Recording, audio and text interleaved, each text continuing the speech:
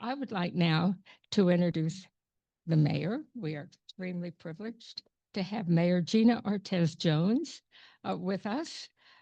She is San Antonio's 69th mayor, a veteran of Operation Iraqi Freedom, and former undersecretary of the Air Force. She has served in the executive office of the president and the Defense Intelligence Agency, and today she continues her lifelong commitment to public service and community leadership. We're so pleased that you're here. Thank you.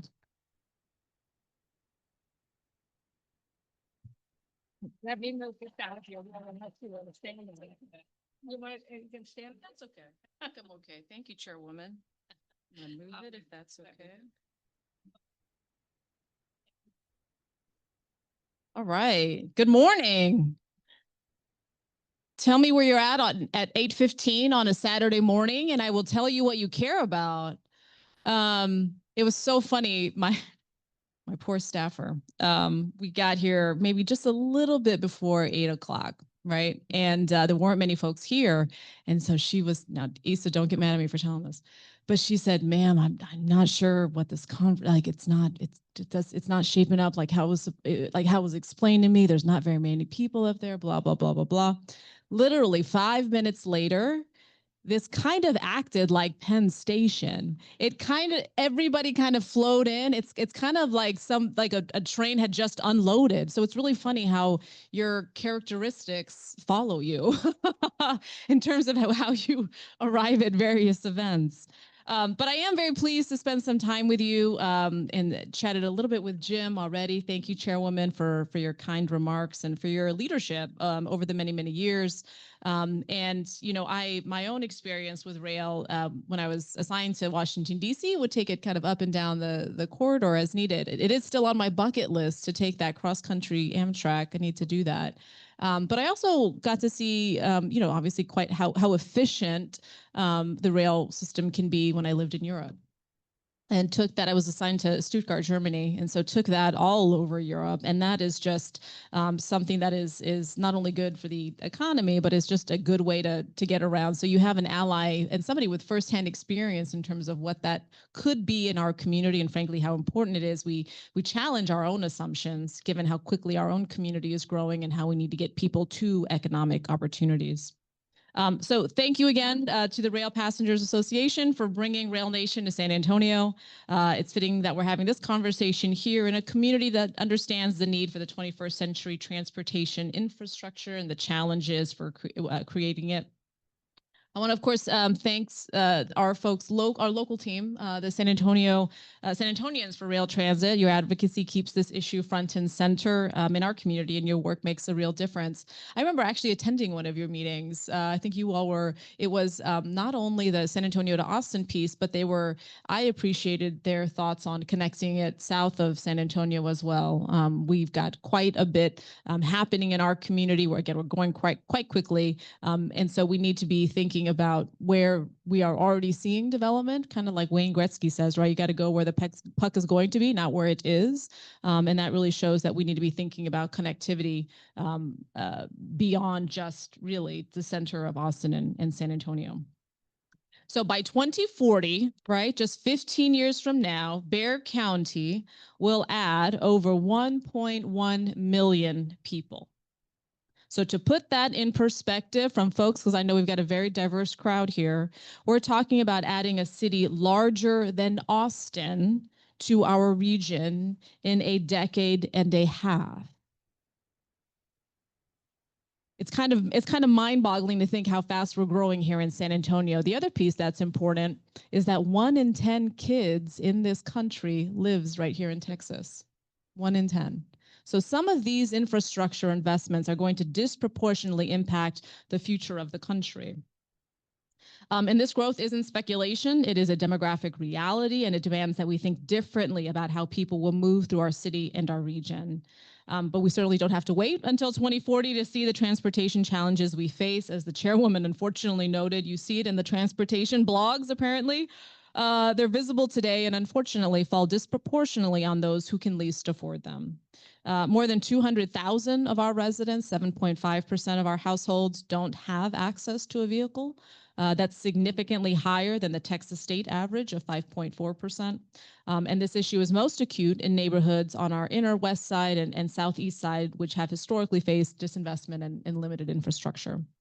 And here's another number that should concern all of us. The average San Antonio household spends 22% of its income on transportation costs, where transportation experts recommend no more than 15%. So we're asking our working families to pay nearly 50% more than they should just to participate in our economy, get to work, access healthcare, and take their kids to school. We can and we must do better. But that path, of course, will not be easy. Jim was just talking about his challenges with getting the connection between New Orleans and Mobile, and so we've got some work ahead of us.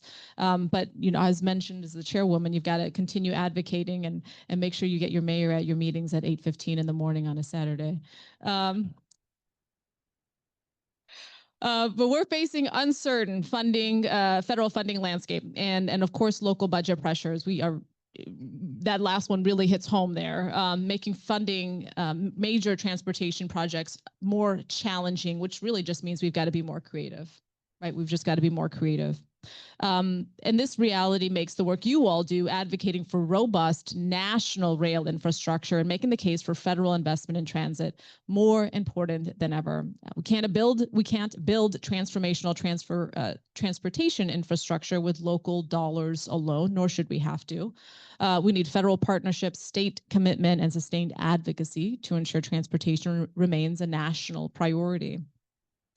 We also cannot afford inaction. The cost of not investing in transportation, in congestion and pollution, lost economic opportunity, and families spending too much of their income to get around is far higher than the cost of building the infrastructure we need.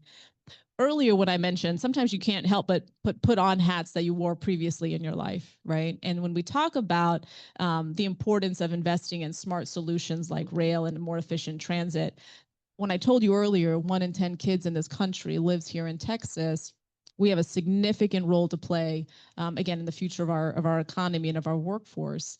One of the things that's most important to me is the fact that one of the main reasons our kids in San Antonio miss school is asthma. And so that is, in fact, so I'm going to make a connection here, maybe that maybe wasn't initially obvious, but because when I think about the unique role that San Antonio plays. So San Antonio, for those of you that don't know, military city USA. We have a very large military presence here. We also, though, play a critical role in the pipeline of talent, right? The number one reason why somebody will serve in the military is if they know somebody who has served. And that's why 85% of the military comes from like 25 counties. Bexar County being one of them. So if we are not raising enough healthy kids, academically prepared kids, it is in fact a national security issue. But I would argue if you're missing too much school, right, because of your asthma-related impacts, then you're not frankly ready to serve in the military or healthy enough to do so, you might not be healthy for the economy that awaits you here. Right. So I think it's really important as we're making these advocacy points up and down the chain that we talk about not only the economy, but the public health, but also kind of the long-term national security impacts, just given the unique character of our community. San Antonio welcomes more than 39 million visitors every year. They visit our Riverwalk and enjoy our culture, food, and history. But if they can't move easily around our city, if they can't access our neighborhoods and businesses, we're leaving economic opportunity on the table. I was raised by a single mom, so I know what you don't ever want to do is leave money on the table. When we talk about rail in Texas, we have to be honest about where we are. We are well behind our peer states and in our peer cities. The Northeast corridor moves millions of passengers annually. Even in the South, cities like Charlotte and Atlanta are building regional rail networks. Texas, despite being the second largest state by population and economy, has lagged. But that's starting to change, in part based on your advocacy, in part based on the local advocacy that's here. But I'm really also thankful as I looked at the name tags of where you all are from and your willingness to come here, share your lessons learned, and also advocate with your own delegations about why we invest in these things in other parts of the country is really heartwarming. And I appreciate your leadership and willing to do that. So for San Antonio specifically, rail connectivity means several things. First, it means connecting us to other economic hubs across the state, whether business travelers heading to Dallas, families visiting Houston, or tourists exploring Austin and San Antonio. Regional rail creates options that highways alone cannot provide. Second, it means thinking about commuter rail within our metropolitan region. As we grow, people are living further from job centers. Commuter rail can connect suburban communities to downtown employment, our airport, and major institutions like our military bases and medical centers. Third is about building a system that works together to benefit our whole city. Rail doesn't work in isolation. It works as part of a comprehensive transit network that includes rapid bus service, traditional bus routes, bike infrastructure, and certainly pedestrian-friendly design. Every mode supports the others. So let me close on a more hopeful note, rather. Transportation is more than moving people from A to B. We all know, I'm preaching to the choir, I'm guessing when I say this, it's about connecting people to good, sustainable opportunities. And it's about, critical to me, building and sustaining livable cities.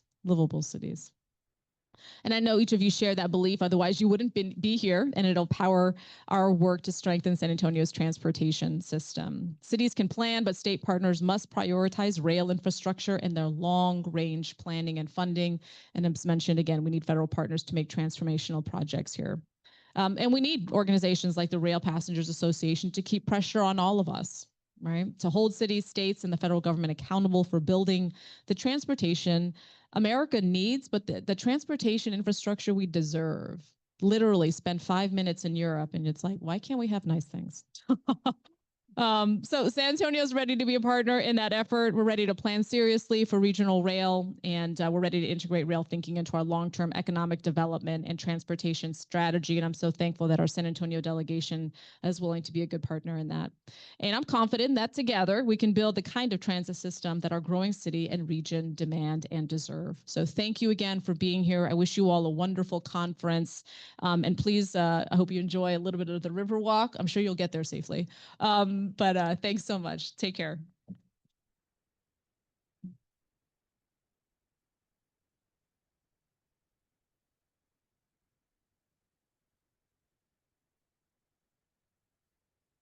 Thank you very, very much, Mayor Ortiz. That was fabulous.